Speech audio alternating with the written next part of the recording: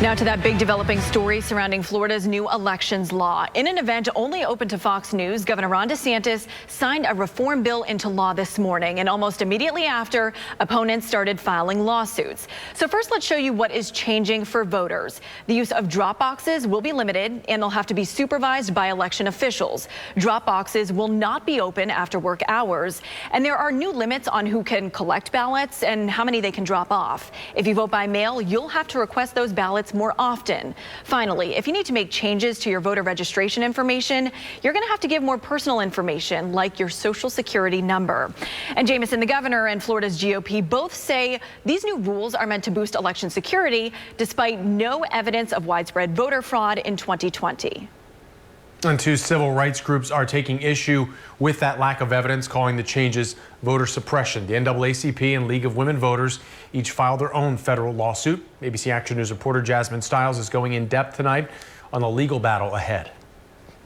I think you just don't know what the impact is going to be. ABC Action News political analyst Dr. Susan McManus says it's too early to tell how sweeping new election reform could affect Florida voters for better or for worse.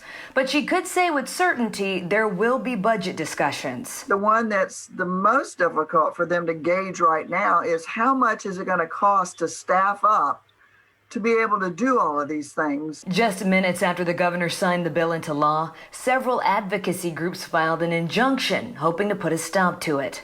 Dr. McManus says what's happening with voter reform in Congress contributed to where attorneys filed the lawsuit. That's exactly why it was brought in federal court, not state court. You have to have a hook into federal constitution.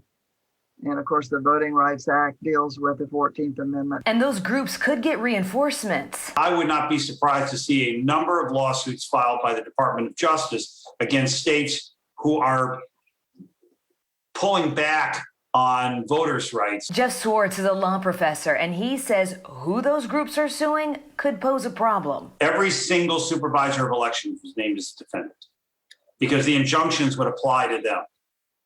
So that's where we may run into some issues. That's where there is not unanimity. Swartz says those looking to uphold the law will more than likely try to discredit those advocacy groups using this tactic. The big attack from the state of Florida saying these people don't have standing. They're not voters. They haven't had their votes suppressed. So why are they raising this issue? From D.C. to Tallahassee, election reform is a hot-button issue. Dr. McManus says although it's highly politicized, it's not abnormal. Everybody's always looking for ways to keep the next worst thing from happening. In Tampa, I'm Jasmine Stiles, ABC Action News.